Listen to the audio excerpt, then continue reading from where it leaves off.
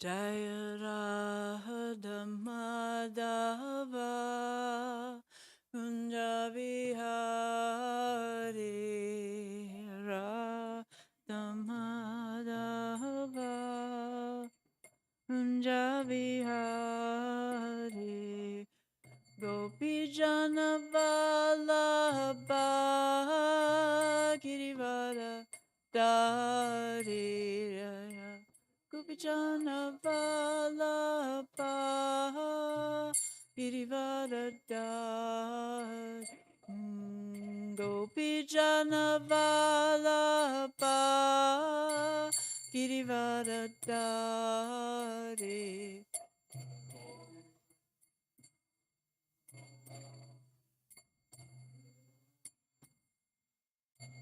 Yashodanandana Vraja Jana Ranjana Yashodanandana Vraja Jana Ranjana Yashodanandana Vraja Jana Ranjana Yashodanandana Vraja Jana Ranjana Yashodanandana Vraja Jana Ranjana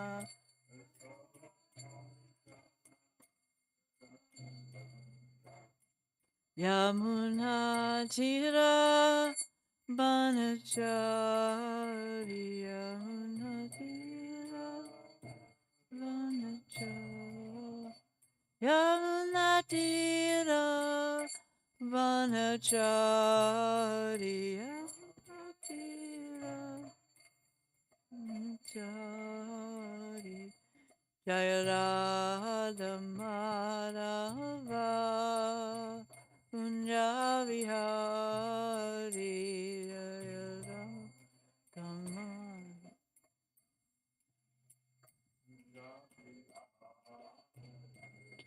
Jaya Radha Madhava Kunja Vihari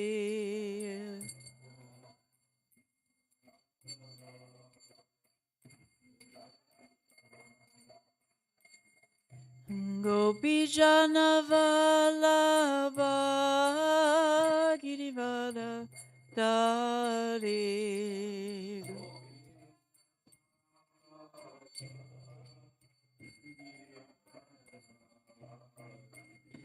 Jaya Gopi Jana Vallabha Girivara Dari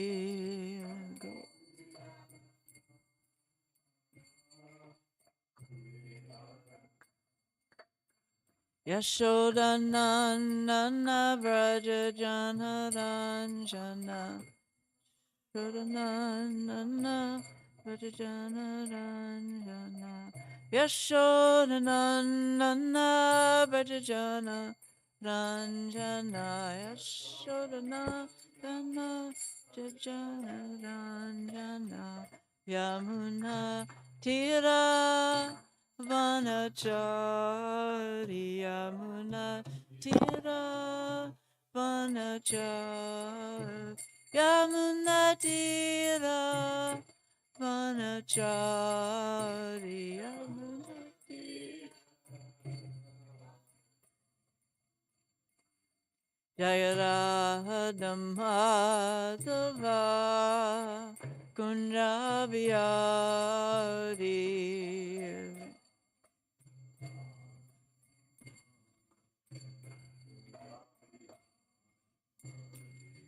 Jaya Radha Madhava Kunja Vihari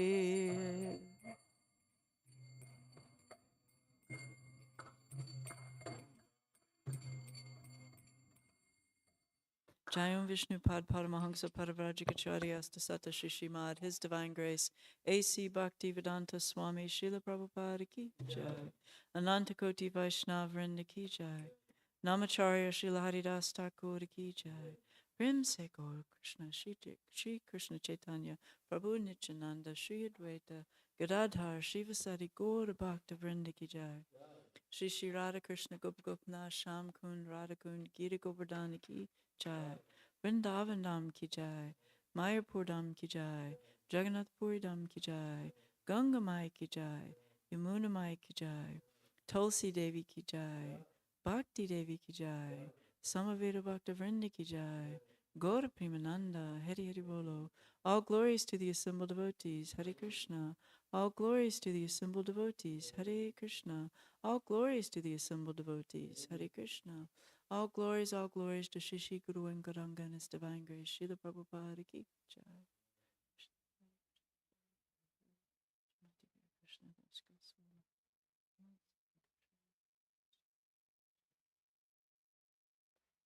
Om Namo Bhagavate Vasudevaya.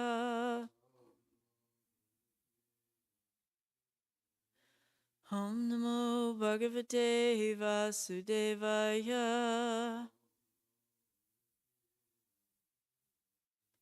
Om Namo Bhagavate Vasudevaya.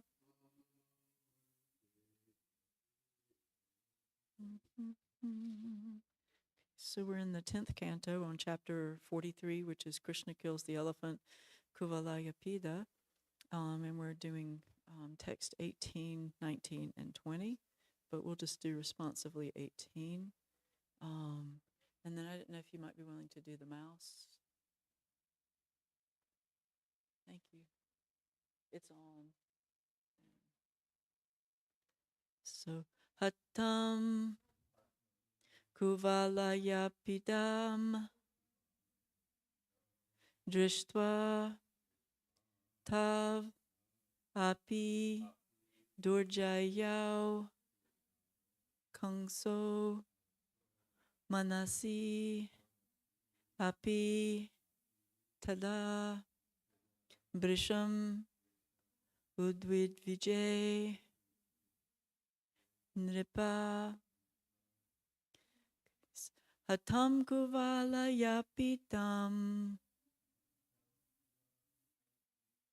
Drishtva Tavapi Durjayau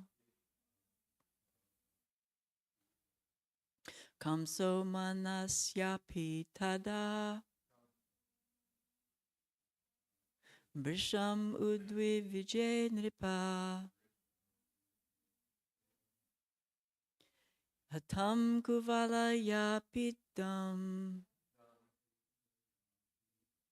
Drishtva Tavapi Durjayau Kamso Manasyapi Tada Brisham Udvi Vijay Nripa Hatam Kuvalayapitam Drishtvam Tavapi Durjayau Kanso Manasyapi Tada Brisham Udvi Vijay Nripa.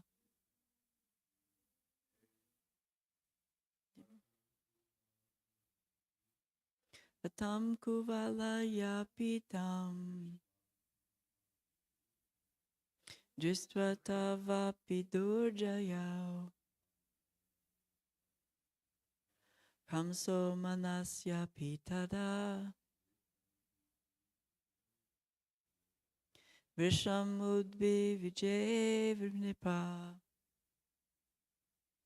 Anybody else? Hatam killed Kuvalayapitam, the elephant Kuvalayapita. Drishtva, seeing Tau, the two of them, Krishna and Balaram. Api and Durjayau, invincible. Kamsa, King Kamsa.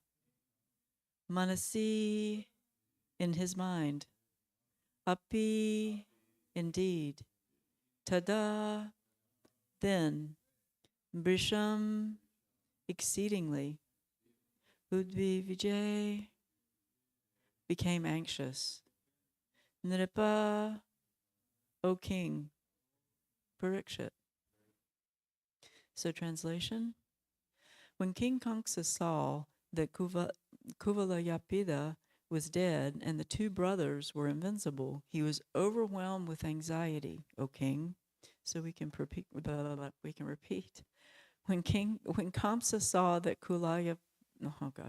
when Kamsa saw that Kuvalayapida was dead and the two brothers were invincible, he was overwhelmed with anxiety, O king. So, Om Jnana Timinanda Shagananjana Shalakya Chakshurun Militam Yena Tasmai Shri Guruve Namaha.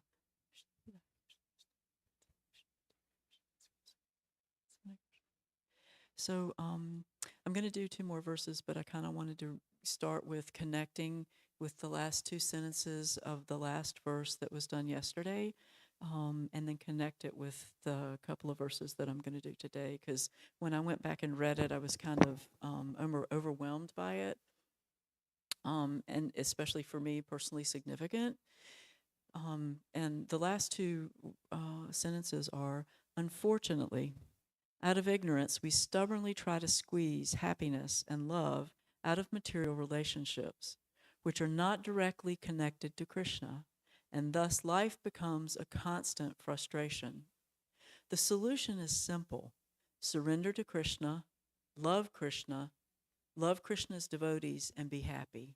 And I just was, okay, wow. It's just so, the contrast again of what material consciousness is like, of being not connected to Krishna, trying to squeeze every little bit of happiness and love, and and not just material relationships like male female, but like relationship with a material energy, right? And trying to squeeze everything we can out of that. And so then you look at the translation of this first verse that I'm doing, and you can see Kamsa, who is in massive amounts of anxiety because he's not connected to Krishna, because he has animosity and he's inimical towards to Krishna, then he's got this massive amount of anxiety and, overwhelmed with it. And so again, we can see this contrast of what it's like mentally to not be connected to Krishna. And then I'll read these other verses too, that'll show us, the result of being connected to Krishna and the benefit of that, and some other thoughts that came to me too as well. And I want to read the commentaries about or by Vishwanath Chakravarti Thakur on this 18th verse, and then Jiva Goswami. Vishwanath Chakravarti Thakur comments that though Kamsa was very strong, I'm sure he was massively strong, or though he was worried before Manashvi, he became more worried now. Just so in other words, this disconnection from Krishna and seeing him as his enemy creates this huge amount of anxiety, intense anxiety, and being overwhelmed and frustrated, not knowing, how he's going to face it, because ultimately he knows he's going to face his death, and he has no shelter because he's not connected to Krishna. So of course there's going to be massive amounts of anxiety. Connection to Krishna is what removes that anxiety, because we obtain our best well-wisher, our best friend, and the one who can give us full satisfaction. And we'll see that in these next verses. Jiva Goswami comments, though the elephant was killed outside the arena, when Kamsa mounted the high gallery, he could see that the boys had been killed. That the elephant had been killed, and he understood that the two boys were invincible by seeing that they had killed the elephant and manifested great power. Though Kamsa was a powerful fighter, he became disturbed because they showed no fear in facing Kamsa. Shukadev addresses Parikshit in joy, since Kamsa was now unsettled in mind. And I thought that was interesting too, is that Shukadev Goswami addresses Parikshit in joy because he understands that Kamsa has now become unsettled in his mind, and why would that be? And, for me, what resonated is that the devotee, because Kamsa doesn't just, he's not just, this demoniac person, that we get to point our fingers at. He's demoniac mentality. And that finger should be pointed at our own mentality, our own demoniac mentality that disconnects us from Krishna.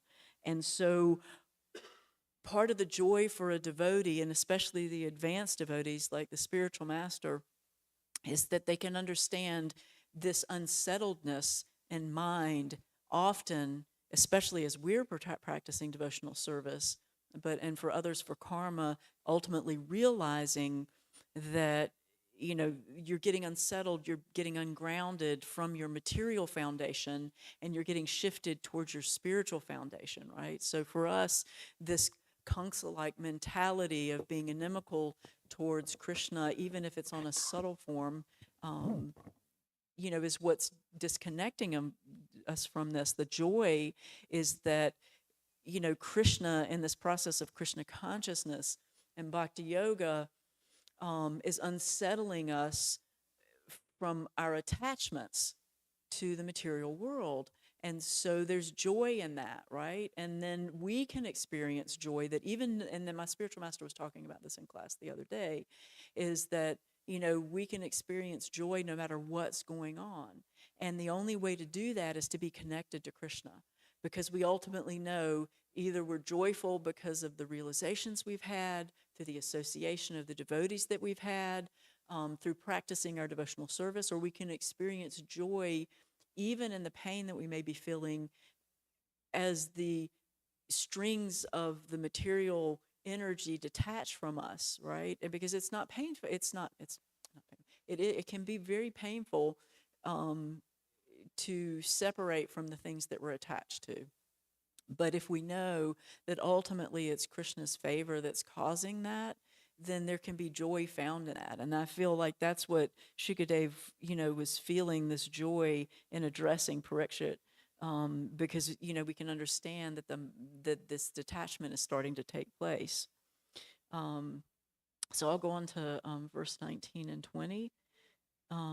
Tau Raja Tau Ranga Gatau Mahabhujau Vichitra Vishabarana Shragambarau Yatana Tavutama Veshadaranau Manakshipantau Prabhaya Nirikshatam.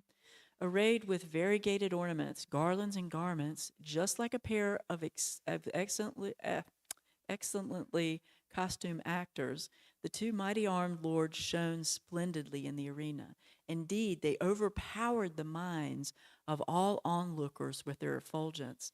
So again, the way we become detached from the material energy is to become attached to Krishna. And so think about this, visualize this.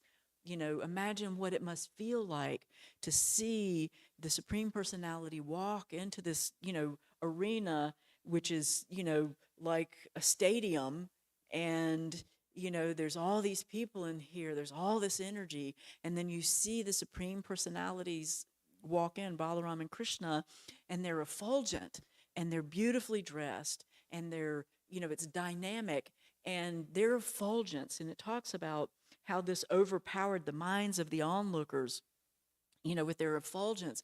This effulgence, because we can see this in the material world. I'm sure we've experienced it, may have come close to somebody who's famous or well known, and there's this kind of energy that kind of comes from that, right? But this is different. This is, magnified like millions of times, and, their effulgence is not like, it's not material in any way, it's spiritual, and it's so spiritual that it has the ability to affect the minds and the hearts of all the onlookers. And so we'll see this too in the next verse, and that'll be the last one that I do, which is 20. Niriksha tavutama parusau jana manchastiti nagararashtrakanripa praharsha vegot kaliteksha nanana papurna tripta nayanastad ananam. O king, as the citizens of the city and the people from outlying districts gazed upon those two supreme personalities from their seats in the galleries. The force of the people's happiness caused their eyes to open wide and their faces to blossom. They drank the vision of the Lord's faces without becoming satiated. So here we go. We've got this, again, for me, it's always this juxtaposition of seeing what's material and spiritual, how it, what it means for me, how can I apply it? And so I'm thinking, here's this mentality of Kamsa. He's just like so inimical towards Krishna. And then Krishna walks into the arena with Balaram. Everybody's affected. And those people, think about it, that the ones that are connected to him are, their eyes open wide and their faces start to blossom. And again, I'm a very visual person. So for me, as I was thinking about this, and as the Supreme Personality of Godheads are walking in to the arena, and how that energy just affected everybody to where their mouths and their eyes are just like dropping, and everything starts to open. And just imagine you're in the stadium, you've got, all these people, millions maybe, I don't know, because I wasn't there, but I wish I was. But and as their faces start to blossom, it's like this, you've got Krishna and Balaram at the center of this lotus, and then all these petals of all these people starting to be affected just keep unfolding and unfolding as it goes. It's like one of those waves in the crowd stadiums, right? Where it goes from one side to the other and everybody's. But, everybody's being affected by this energy on a spiritual level, and certainly, and it shares that, especially in the Krishna book, how, and I think the verse did too earlier, how, through everybody's understanding vision, what was in their heart as far as their relationship with Krishna is how they saw him. And it's actually how Krishna presented himself. And we'll read that in the commentaries of the acharyas. But just, again, this juxtaposition and what it can mean to open your heart to be purified through a relationship with Krishna, so that you don't have to face life with anxiety or frustration, or anger or all these other things, unless we utilize them in Krishna's service, of course, because there's a place for that. But, I guess, I was just thinking about all of this in the context of our relationship, and then, thinking too, like, what's the hope for me in all of this? Because I was thinking about that, listening to my spiritual master's class yesterday, and him going over all the different bhavas, and, reading the Nectar of Devotion, and, sharing how important it is to understand these different bhavas and how they express themselves. And, and I had to laugh, because if not, I probably would have cried, because I know I'm never going to be able in this lifetime, at least, to reach that level of spiritual intelligence of, and even just materially being able to remember all the bhavas, and much less, I'm just not on that intellectual level. I'm never going to be on that, have that ability, so I just had to laugh at myself. And then the verse that came to mind for me was 9:22, which is, Krishna shares that I will carry what you lack, and I will carry what you lack, and I'll preserve what you have. And that was where I started laughing, because there was hope for me. There's like some hope against hope, that I will be able to have a Krishna conscious life, but through my relationship with a spiritual master. Because the two other things that it stimulated my thought, was, it's something I heard that Prabhupada shared, and I've shared it many times when I've given class. And it's a quote that Prabhupada made, and he said, "Do not try to make spiritual advancement, just try to serve the spiritual master."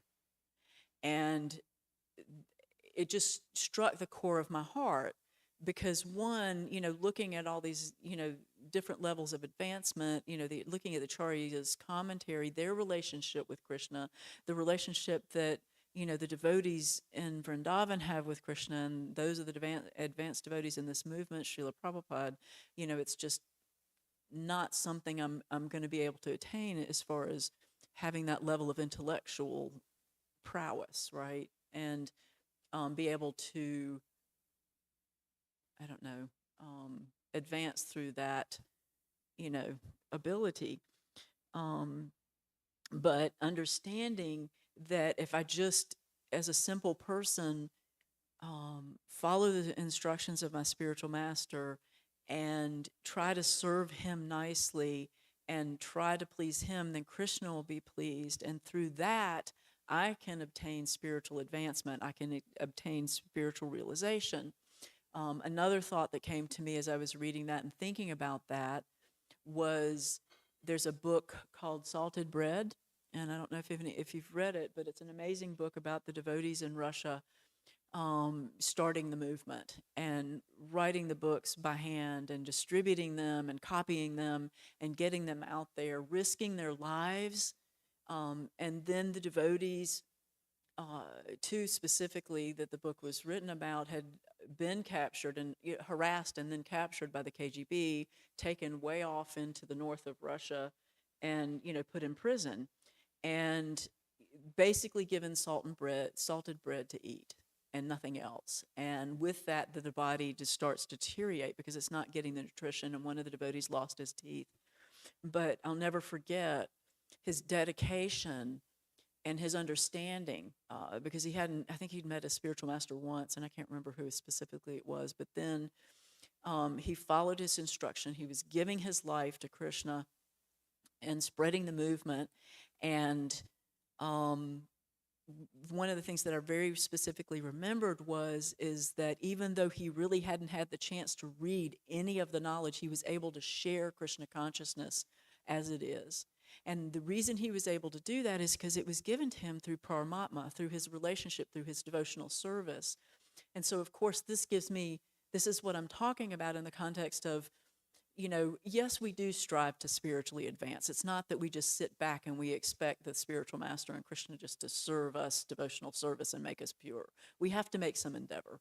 We have to be introspective, and, we have to perform devotional service, but at the same time, trying to get to that place where we keep life simple and humble and realize that our realization and our spiritual advancement comes from serving the spiritual master. And if we're not able to do that, then we will not advance spiritually. That's Prabhupada's trying to share that. We make that endeavor, but the gift and the mercy comes from Krishna through the disciplic succession and serving the spiritual master successfully.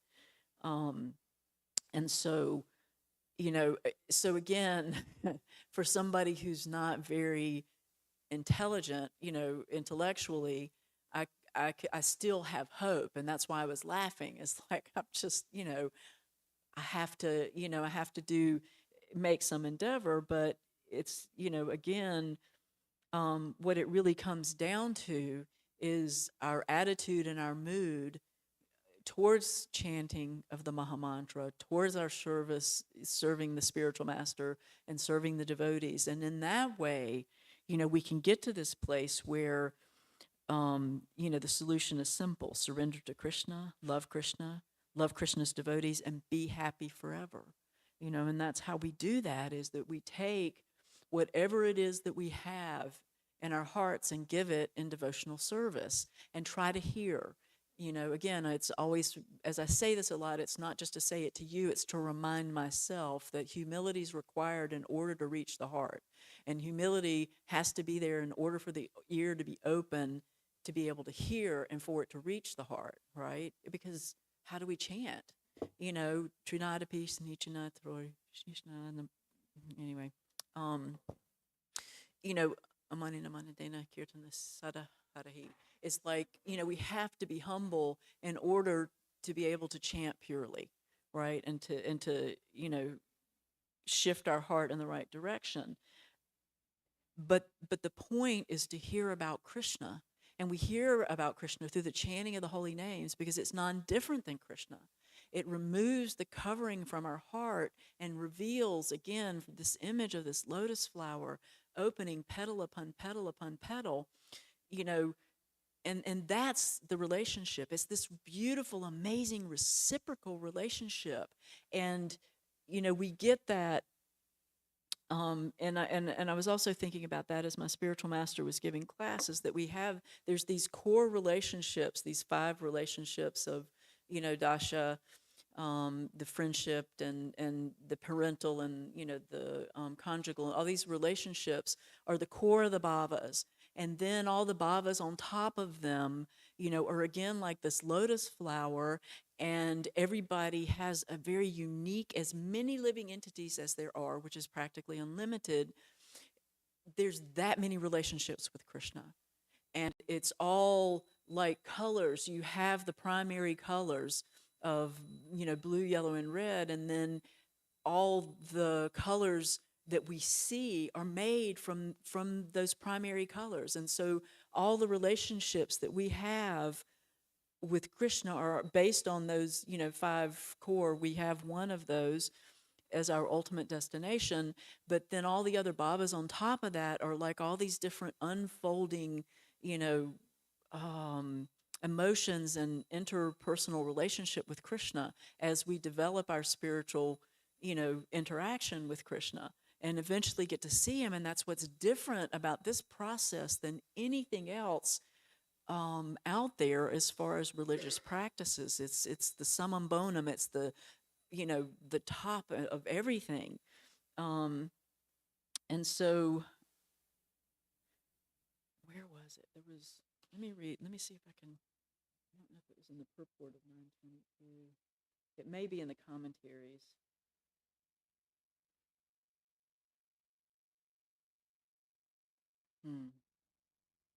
Maybe the commentaries. So I'll go through the commentaries of 18 and 19 because there were some other significant points too. Are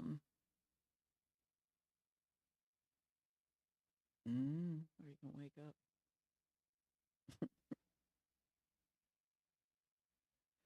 So for verse 19, which is the one talking about the variegated ornaments and the garlands, and the audience members being overpowered, having their minds overpowered by the effulgence of the Lord, Vishwanath Chakravarti Thakur shares that Krishna and Balaram embraced sprishantau, the minds of those who were looking at them. And again, this is a reflection on, the difference and the impact of having a relationship with Krishna is that they embraced the minds of those that were looking at them. So it's exemplary of the reciprocal relationship that's available to us through this process of having a direct relationship with God.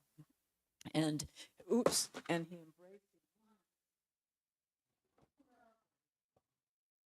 Thank you so much. And so Jiva Goswami comments, their dress and ornaments were of great variety and most astonishing. Not ordinary dress. This is spiritual. Everything connected to Krishna is spiritual. The dress consisted of their tilak, etc., and their ornaments were their tilak, earrings, and bracelets.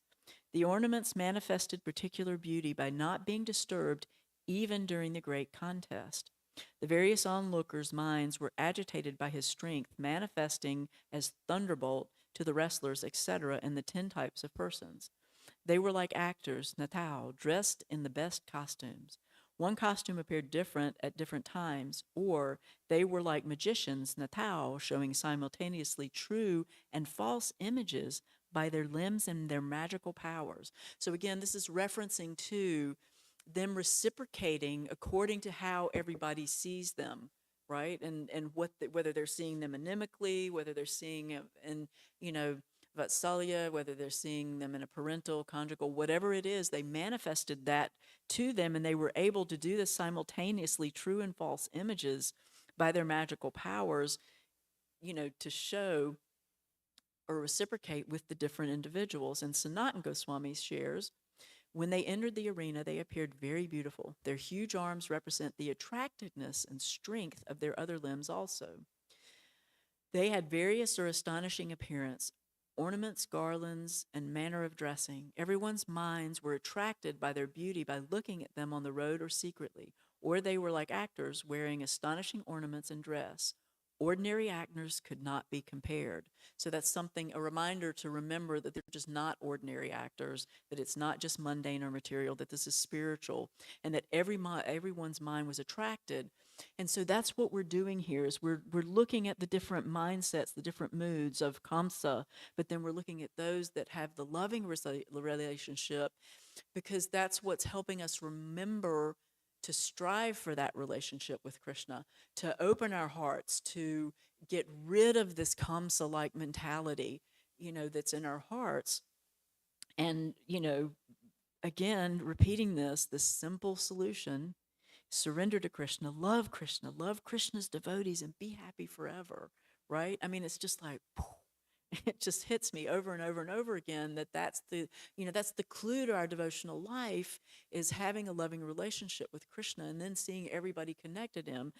And so in 20, which is talking about everybody, all the citizens seeing the forms of the supreme personalities from their gallery seats, the force of the people's happiness caused their eyes to open wide and their faces to blossom. So that's what we're, reading the commentaries about. Vishwanath Chakravarti Thakur said, the eyes of the people in the galleries open like lotuses, which blossom immediately when the sun rises, and they drank the sweetness of the faces of Krishna and Balaram. So again, for me, this visual of these lotus faces, or this relationship with Krishna being like a lotus flower and unfolding. Jiva Goswami comments that the ordinary people, other than those who were hostile, developed the highest, this is where I was thinking about, developed the highest prema. What to speak of those persons with devotion? That is explained in this verse. The two were endowed with the greatest beauty and grace, Uttama Purusha. Seated in the galleries, the residents of Mathura and the citizens of the province, Rashtaka, all saw him clearly. With their eyes opened wide with joy, they drank the nectar of Krishna's face, the abode of sweetness and beauty, using their eyes as cups. Only the face is mentioned, since it was the main element of beauty, comparing the face to nectar. So again, going back to this, the ordinary people, other than those who were hostile, developed the highest prema. What to speak of those persons with devotion? So obviously, at least speaking for myself, there's some mixture here, right? I mean, I know in my heart of hearts that I do love Krishna, but I also know on the other side of that I don't necessarily know how to love Krishna, right, totally properly, because I'm materially conditioned, but I'm working on it. And so, working on removing this hostility, because that hostility, which is haughtiness, which is pride, which is thinking we're the controller and the enjoyer over everything, that's what's keeping us distant from Krishna. That's what's separating us from developing the highest prema and, pure devotion. But the fact is that, Krishna sees past that. And again, it's something I share often, but my spiritual master has said that once we take up devotional service, that Krishna's in charge. So what's happening to us is not karma anymore, but it's creating circumstances to help us refocus our relationship with Krishna, right? And the way we do that, again, for me, is always coming back to the realization of learning how to be humble, learning how to serve the spiritual master. And what is greatest, following his instructions, and what precedents he is setting. And Prabhupada did that for us. Prabhupada set the precedence of wanting every single living entity to be happy and to be joyful. And on top of our own personal development, always wanting to spread the movement so that others could experience the same thing, so that the other people could, so that everybody can, get. And I was listening to that in a lecture, and I can't remember exactly what Prabhupada was talking about, but I paraphrase in the context that, ultimately the devotee's heart is wanting that everybody has this happiness. that everybody's satisfied. They lose this anxiety, you know, trying to mitigate the suffering of other living entities. And so, you know, again, important that we save ourselves first, right? Uh, if we don't know how to swim, it's really not beneficial to jump in and try to save somebody else. But that can be done incrementally. So, in other words, the other thing he also encouraged was that share what knowledge you do have, whatever level that your knowledge is, and that will have some benefit, you know. And I've shared that many times with personal experience that I've had with my family and friends. Like, I remember when my dad was in the hospital, and it was heart related stuff. And so obviously, you know, there's this face of death that's, you know, not that he was going to die, but in the mind, when those things come up, you start to understand the impact of death, right? It pretty much puts it in your face. And so I went to spend a lot of time with him. And, you know, and the wonderful thing about my father is, and I'm sure he'll benefit from it, is that he's always asking questions about Krishna consciousness. And I joke about the fact that I talk to him about Krishna Katha more than I do the devotees, because we'll sit there for hours and talk about Krishna, right? He'll just ask me a question. Well, what about this? Well, what about this? And well, I'm just curious. What about this? What about this? But I remember him being in the hospital bed and he was fading out because of the medicine, in and out because of the medicine. He said, just keep talking because I really like to hear this. And so, you know, it's small. I've shared this before, I'm not a frontline preacher, but whatever, you know, whatever Krishna consciousness we can give, and the way to give it is it's not rote knowledge. That was the other thing that I had the realization yesterday, or listening, or preparing for class 2, is, you know, because I'm not that intellectual, but if we give our knowledge with our heart, that's what has an impact. Whatever knowledge we have has an impact. And so I realized that too, is that, you know, again, thinking about not being so very intelligent, you know, or intellectual, that um, it's not about rote knowledge. It's not about having massive amounts of book quality. If you have that, it's great because, you know, you can. I always like admired Hridayananda Das Goswami. I mean, he knows how to break things down to the word. And I'm sure he knows everything broken down to the word is related to Krishna. So he knows how to relate every single thing. And I always thought I would love to be able to do that because I love words. I love the dictionary, you know, but to be able to come back and, you know, we saw that in Chaitanya's pastimes because he helped us understand through his pastimes of being a teacher and a pundit, but then going to being a devotee, is that, you know, every single letter, every single word, every single sentence, every single paragraph, every single chapter is the essence of that is Krishna. You know, the core essence of every word is Krishna. And he started to show that after he had gotten initiation and came back, not being such a big pundit, but, you know, he was just like everything is, you know, going back and, you know, related to Krishna.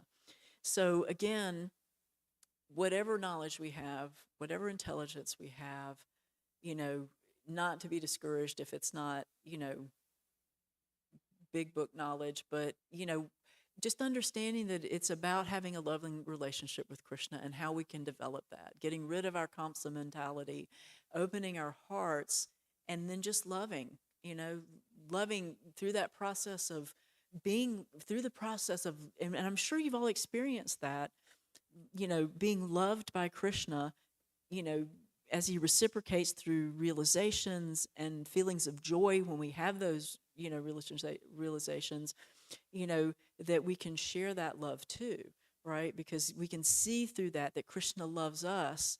And so we can love ourselves. We can learn, which is really important, to learn to love yourselves, and then learn to love each other, but through the vision of Krishna consciousness, not just mundane material love, which is what it talks about. Unfortunately, out of ignorance, we stubbornly try to squeeze happiness and love out of material relationships, which are not directly connected to Krishna. So that's what we're trying to do. We're trying to directly connect to Krishna through everything we do, right? So all glories to Srimad Bhagavatam, all glories to Srila Prabhupada, all glories to the Association of the Devotees, all glories to Shri Shri Radha Golokananda Ki Jai.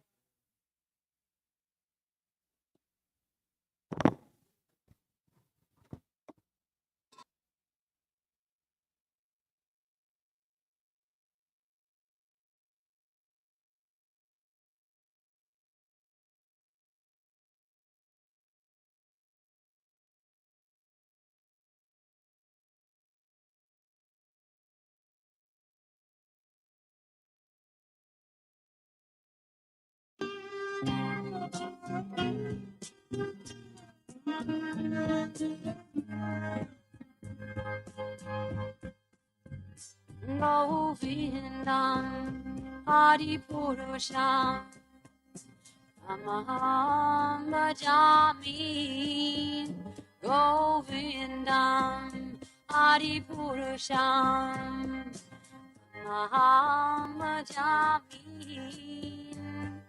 Govindam Adipurusham Tamaham Bhajami Enam Kanvanda Maravindanayatam Bhagavatam Samasitam Purasundaram Kandar Akom Vidamaniya Vishesha Shobha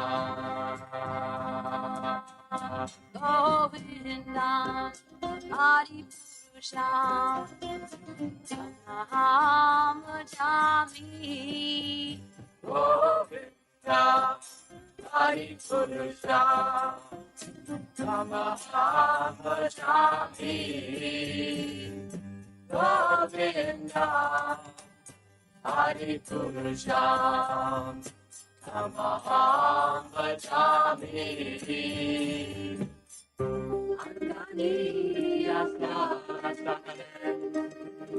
Priya Priti Manti Vasyanti Vikayanti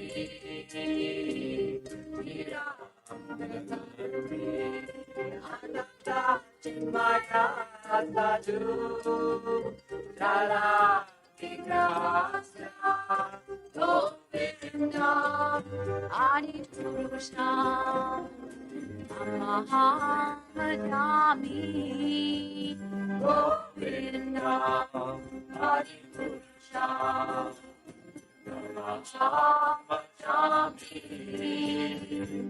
Govindam Adipurusham Tamaham Bhajami Govindam Adipurusham Tamaham Bhajami Govindam Adipurusham Tamaham Bhajami Adipurusham Tamaham Bhajami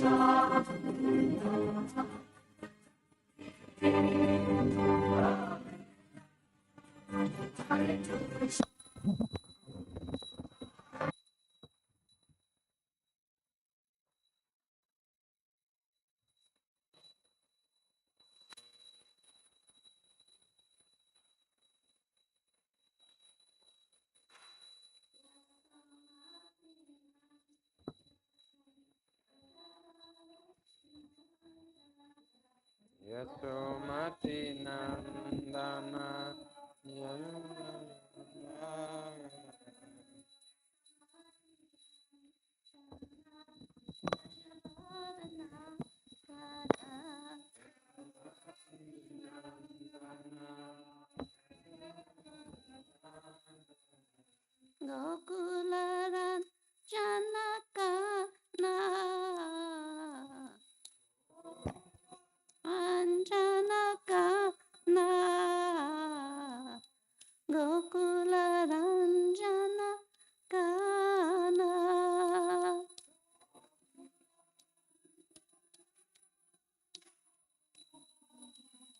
Gopi Parana Dana Madana Mano Hara Parana Dana Madana Manara Gopi Parana Dana Madana Mano Hara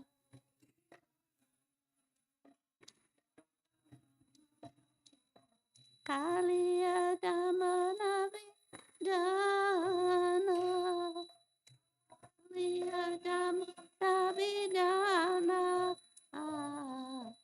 Kaliya Damanavi Dana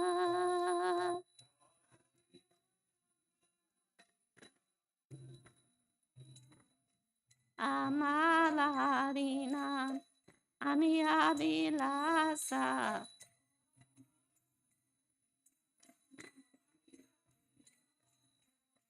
Amala Harina Amiya Vilasa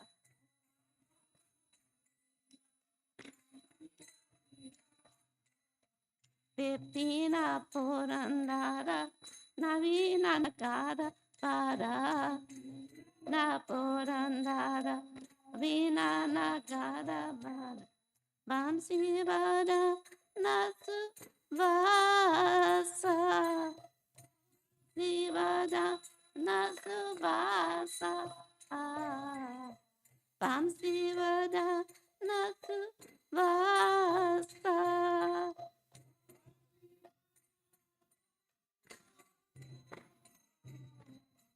Prajajana Palana Surakulana Shana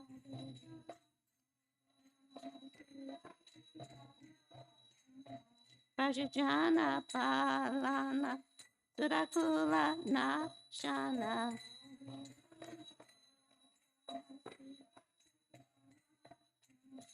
Nanda Kodana Raka Wala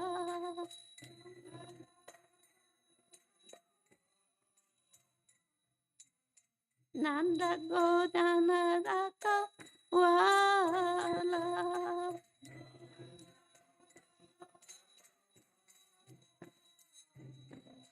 Govinda Madhava Navanita Taskara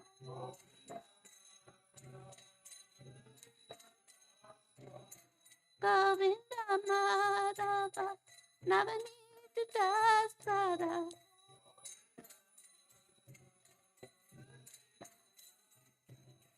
Sundarana Tako Pala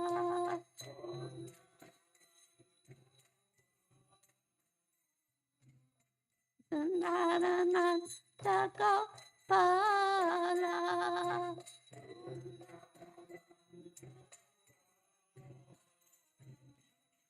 Yamuna Tatachara Gopi Vasanahara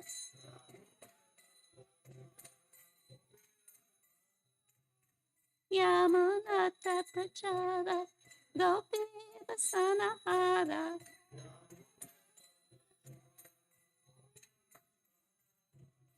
Rasa Rasika Kripa Maya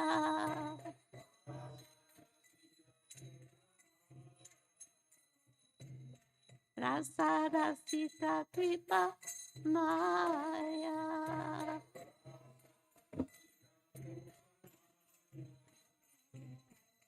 Shri Radha Ballabha Vrindavana Nathabada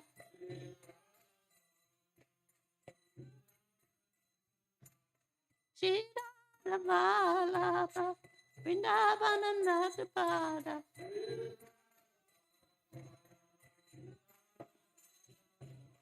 Bhaktata Vinada Jaya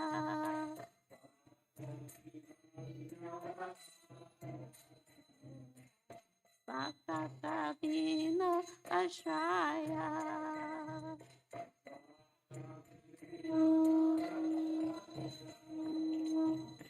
Yasamati Nandana Prashabhadanagara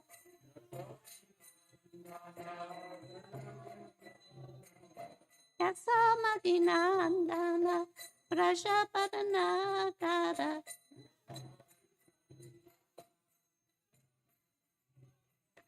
Gokularanjana Kana.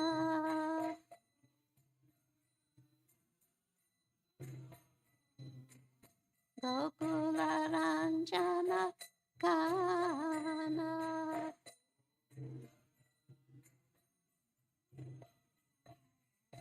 Hare Krishna, Krishna Krishna, Hare Hare, Hare Rama, Rama Rama, Hare Hare.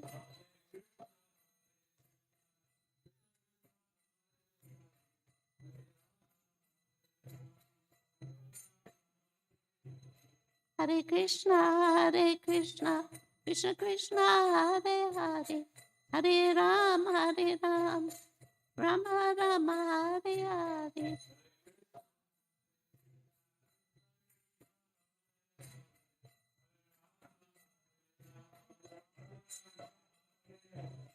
Hare Krishna, Krishna Krishna, Hare Hare, Hare Rama, Rama Rama, Hare Hare.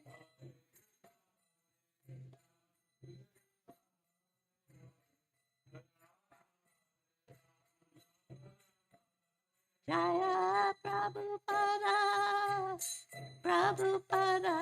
Jaya Prabhupada, Srila Prabhupada.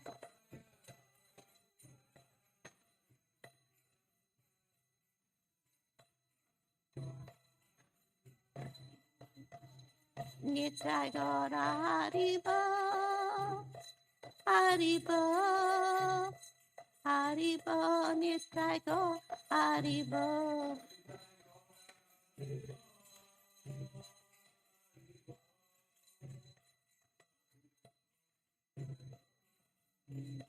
Jaya Golokananda, Radha Golokananda, Radha Golokananda, Shirade.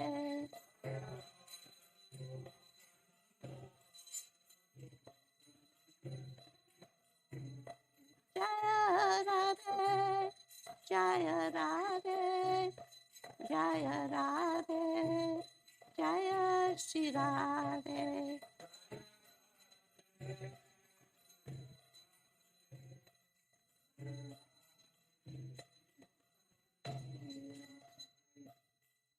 Srila Prabhupada ki jai, Srila Bhaktivinoda Thakur ki jai, Shri Radha Golokananda ki jai, Giriraj ki jai.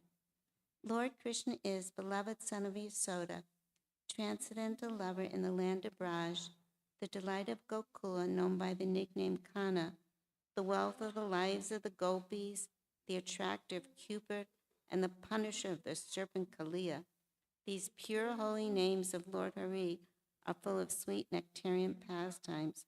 Lord of the 12 forests of Braj, ever youthful, the best of lovers, player of the flute, and excellent dresser, protector of the inhabitants of Braj, destroyer of demoniac dynasties, keeper and tender of Nanda's cows, giver of pleasure to cows, land, and spiritual senses, husband of the goddess of fortune, butter thief, and beautiful little coward boy of Nanda Maharaj, wanderer of the Yamuna riverbanks, thief of the garments of the gopis, enjoyer of the mellows of the rasa dance, very merciful lover and beloved of Sri Radha, the great dance of Vrindavan, and the only shelter of Srila Bhaktivinoda Thakur.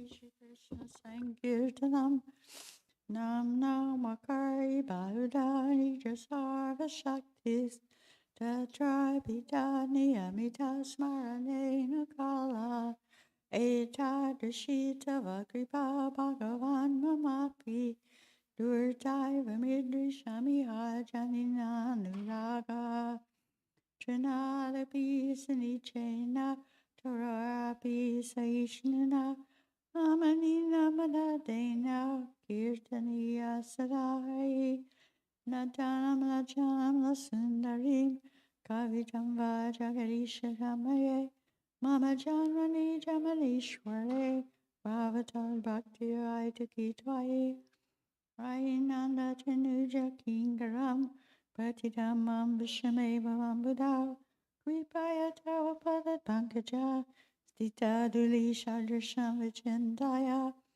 Nayanam Gadadashridaya Padanam Gad Gadarudaya Gira Gulakar Nichitam Vapukara Tavanamagrane Bhavishati Yukaitam Nimeshena Chakshusha Pravishayatam Unayitam Jagatsarvam Govinda Virainame Aslishava Padaratam Vinastumam Darshanamaya Mahatam Karotuva Yatatava Vidatlambato Matprananatastu Sevanapara.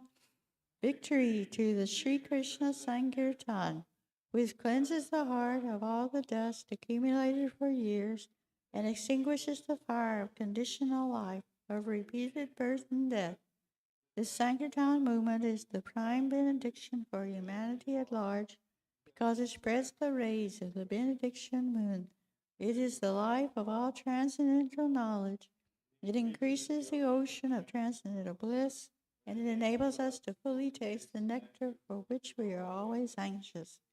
O my Lord, congregational chanting of your holy name alone can render all benediction to living beings, and thus you have hundreds and millions of names like Krishna and Govinda. In these transcendental names you have invested all your transcendental energies. There are not even hard and fast rules for chanting these names. O my Lord, out of kindness you enable us to easily approach you by your holy names, but I am so unfortunate that I have no attraction for them. One should chant the holy name of the Lord in a humble state of mind, thinking oneself lower than the straw in the street. One should be more tolerant than a tree, devoid of all sense of false prestige, and should be ready to offer all respect to others. In such a state of mind, one can chant the holy name of the Lord constantly. O Almighty Lord, I have no desire to accumulate wealth, nor do I desire beautiful women, nor do I want any number of followers. I only want your causeless devotional service, birth after birth. O son of Maharaj Nanda, Krishna, I am